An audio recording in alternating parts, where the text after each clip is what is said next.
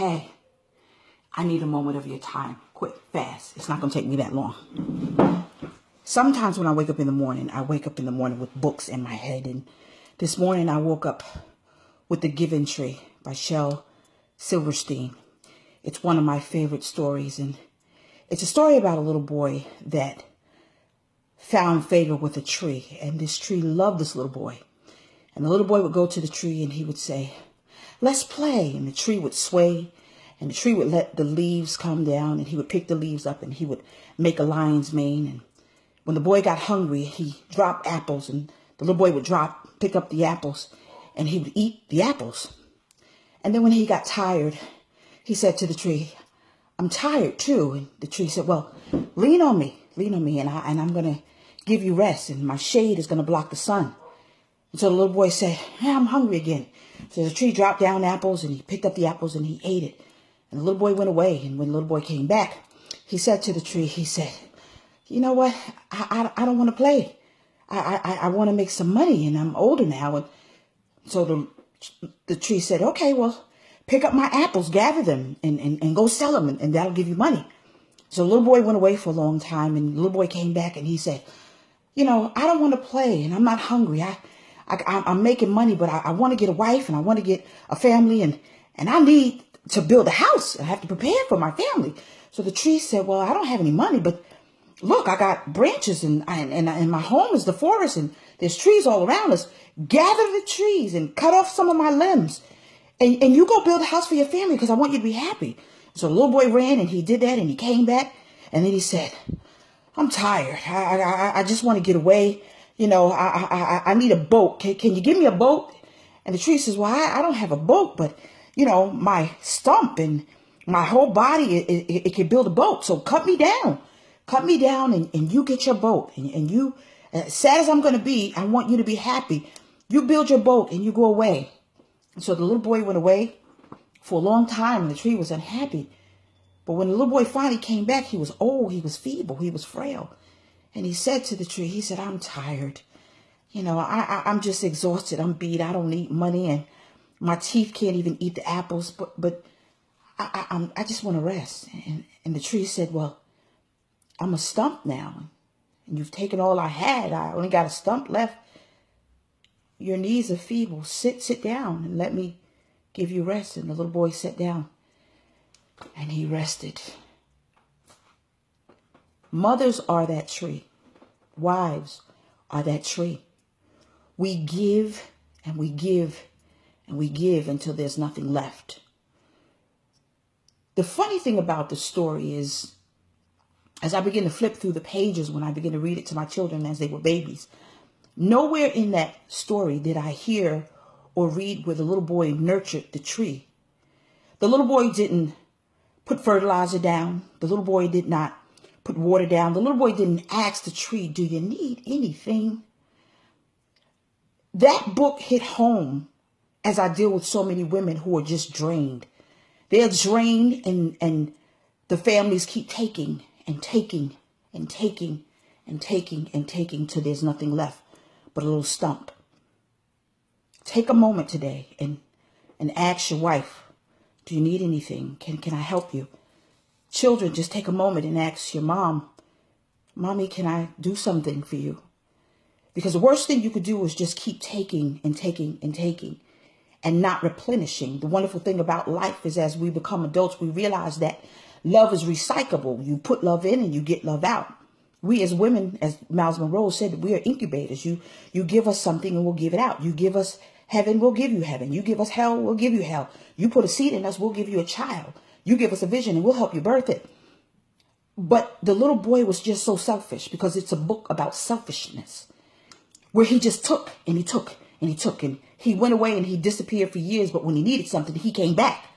He came back to her, but yet she kept on giving and she kept on giving until she became a little stump. And even though she said to him, "I have nothing left," what she had left, she gave it.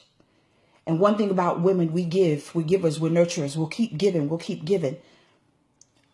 But the person that keeps taking needs to stop and pause and say, "Wait a minute.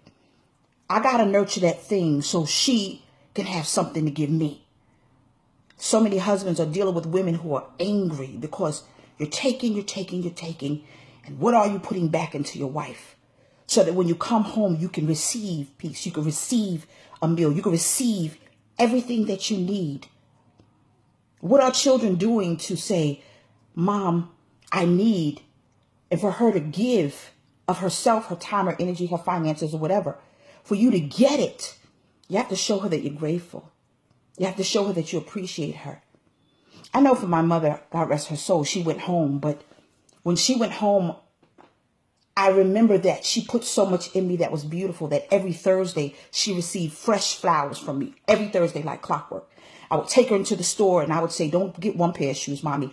Get all three. Whatever you want, you get it. I would nurture her and I would sit at her feet and I would glean from her and I would learn from her. And she was able to understand that I not just was her daughter, but I was her friend. The story is so profound. We can learn a lot from children's books. We really can.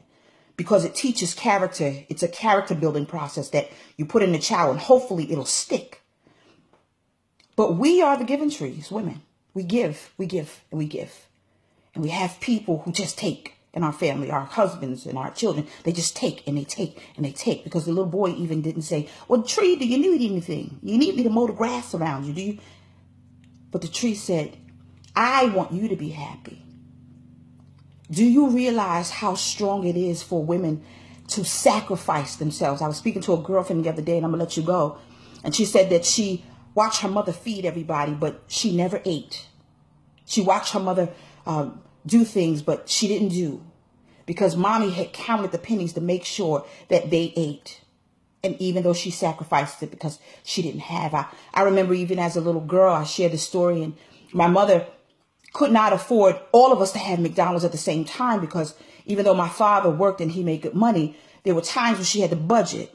And one time she took us to McDonald's on Fulton Street and she bought one Big Mac, and she had 4 children, and she cut the Big Mac in 4s and got a large fry, and she gave us a little bit of the French fries, a large soda, and poured us a little bit. And since we were children and babies, that was enough. And she would sit back and she would just watch us eat, and she would smile because she was giving us something.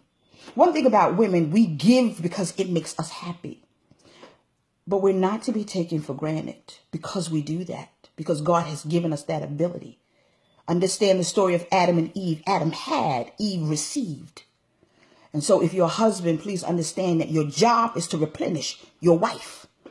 If you're a mother, your children's job is to replenish you. Don't wait for your birthday, holiday, Christmas. Nah. That's fine.